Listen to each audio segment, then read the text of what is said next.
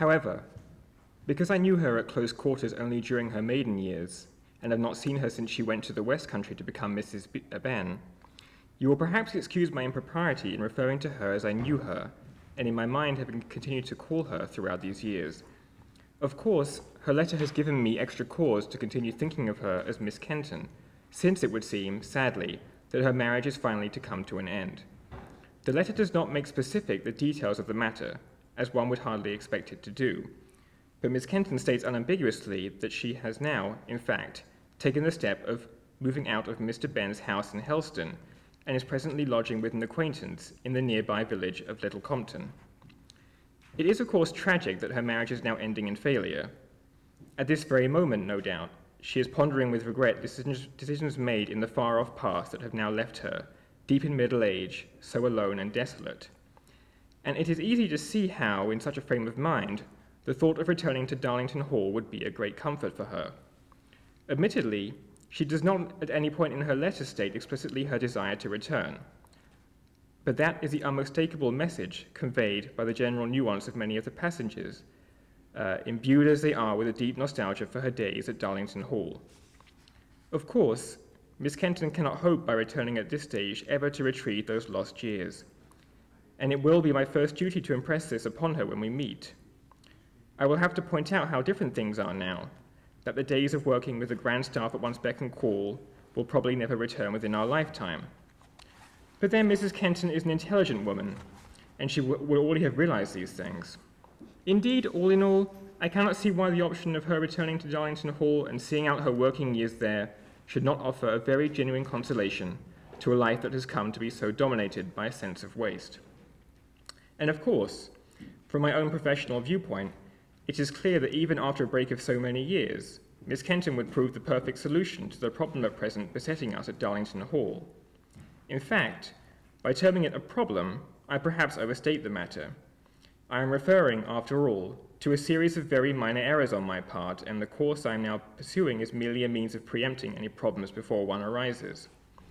It is true, these same trivial problems did cause me some anxiety at first, but once I had come to diagnose them correctly as symptoms of nothing more than a straightforward staff shortage, I have refrained from giving them much thought.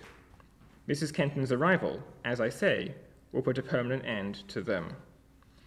But to return to her letter, it does at times reveal a certain despair over her present situation, a fact that is rather concerning. She begins one sentence, "Although I have no idea how I shall usually fill the remainder of my life."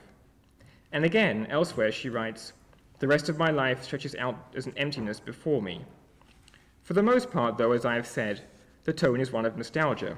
At one point, for instance, she writes, "This whole incident put me in mind of Alice White.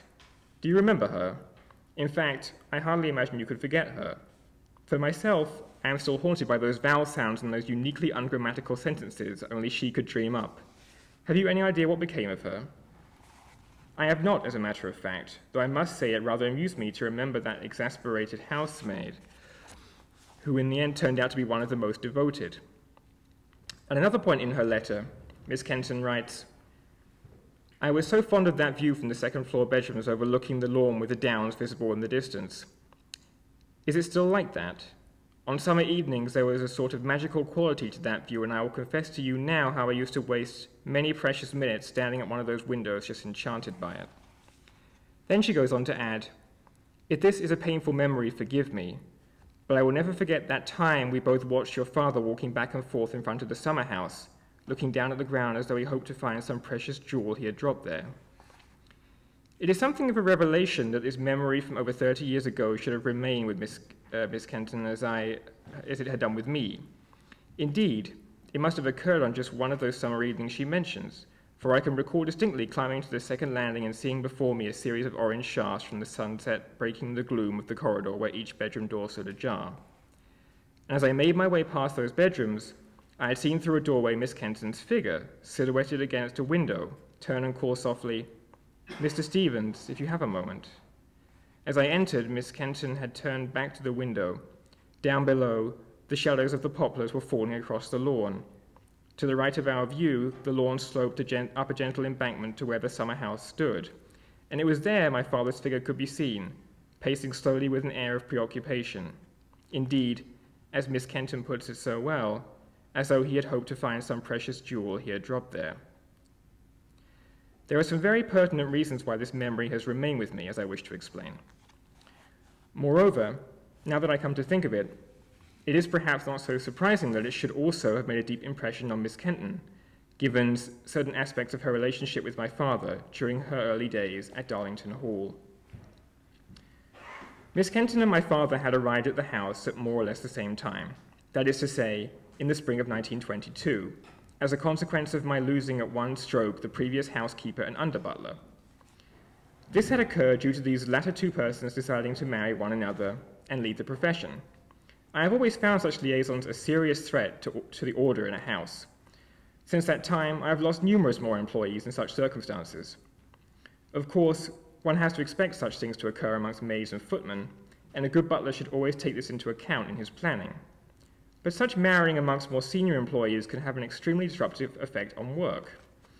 Of course, if two members of staff happen to fall in love and decide to marry, it would be churlish to be apportioning blame. But what I find a major irritation are those persons, and housekeepers are particularly guilty here, who have no genuine commitment to their profession and who are essentially going from post to post looking for romance. This sort of person is a blight on good professionalism. But let me say immediately, I do not have Miss Kenton in mind at all when I say this. Of course, she too eventually left my staff to get married, but I can vouch that during the time she worked as a housekeeper under me, she was nothing less than dedicated, and I never allowed her professional priorities to be distracted. But I am digressing. I was explaining that we had fallen in need of a housekeeper and an under-butler at one and the same time, and Miss Kenton had arrived, with unusually good references, I recall, to take up the former post. As it happened, my father had around this time come to the end of his distinguished service at Loughborough House, with the death of his employer, Mr. John Silvers, and had been at something of a loss for work and accommodation. Although he was still, of course, a professional of the highest class, he was now in his 70s and very much ravaged by arthritis and other ailments. It was not at all certain, then, how he would fare against the younger breed of highly professionalized butlers looking for posts. In view of this, it seemed a reasonable solution to ask my father to bring his great experience and distraction to Darlington Hall. As I remember it, it was one morning a little while after my father and Miss Kenton had joined the staff. I had been in my pantry, sitting at the table before going through my paperwork, when I heard a knock on my door. I recall I was a little taken aback when Mrs. Kenton opened the door and entered before I had bidden her to do so. She came in holding a large vase of flowers and said with a smile, "Mr. Stevens, I thought these would brighten up your parlour a little." "I beg your pardon, Miss Kenton." "It seems such a pity your room to be so dark and cold, Mr. Stevens, when it's such bright sunshine outside. I just thought these would enliven things a little." "That's very kind of you, Miss Kenton." "It's a shame more sun doesn't get in here. The walls are even a little damp, are they not, Mr. Stevens?"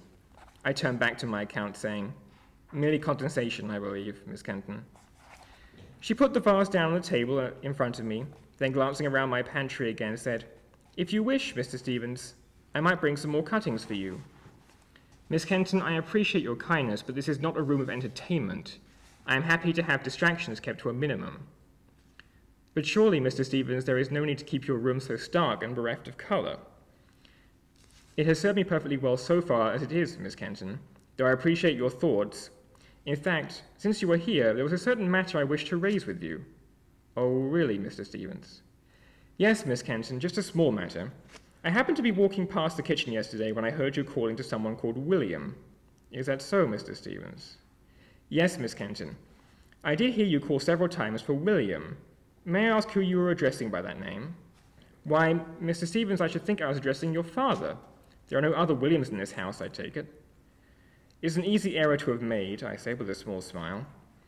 "May I ask you in the future, Miss Kenton, to address my father as Mr. Stevens. If you are referring to him to a third party, you may wish to call him Mr. Stevens Senior to distinguish him from myself. I am most grateful, Miss Kenton." With that, I turned back to my papers, but to my surprise, Miss Kenton did not take her leave. "Excuse me, Mr. Stevens," she said after a moment. "Yes, Miss Kenton." "I'm afraid I am not quite clear what you are saying. I have in the past been accustomed to addressing underservants by the Christian names and saw no reason to do otherwise in this house." "A most understandable error, Miss Kenton. However, If you will consider the situation for a moment, you may come to see the inappropriateness of someone such as yourself talking down to one such as my father. I am still not clear what you're getting at, Mr. Stevens. You say someone such as myself, but I am, as far as I understand, the housekeeper of this house, while your father is the under-butler. He is, of course, entitled the under-butler, as you say, but I am surprised your powers of observation have not already made it clear to you that he is, in reality, far more than that, a great deal more. No doubt I have been extremely unobservant, Mr. Stevens. I had only observed that your father was an able under-butler and addressed him accordingly. It must indeed have been most galling for him to be so addressed by one such as I. Miss Kenton, it is clear from your tone you simply have not observed my father. If you had done so, the inappropriateness of someone your age and standing addressing him as William would have been evident to you. Mr. Stevens, I may not have been a housekeeper for long, but I would say that in the time I have been, my abilities have attracted some very generous remarks. I do not doubt your competence for one moment, Miss Kenton, but 100 things should have indicated to you that my father is a figure of unusual distinction from whom you may learn a wealth of things were you so prepared to be more observant. I am most indebted to you for your advice, Mr. Stevens. So please tell me, just what marvelous things might I learn from observing your father? I thought it would have been obvious to anyone with eyes, Miss Kenton. But we have already established, have we not, that I am particularly deficient in that respect. Miss Kenton, if you are under the impression that you have already at your age perfected yourself, you will never rise to the heights that you are no doubt capable of. I might point out, for instance, you are still often unsure of what goes where and which item is which. This seemed to take the wind out of Miss Kenton's sails somewhat. Indeed, for a moment, she looked a little upset. Then she said, I had a little difficulty on first arriving, but that is surely only normal. Ah, there you are, Miss Kenton. If you had observed my father, who arrived in this house a week after you did, you would have seen that his house knowledge is perfect, and so almost from the time he set foot in Darlington Hall.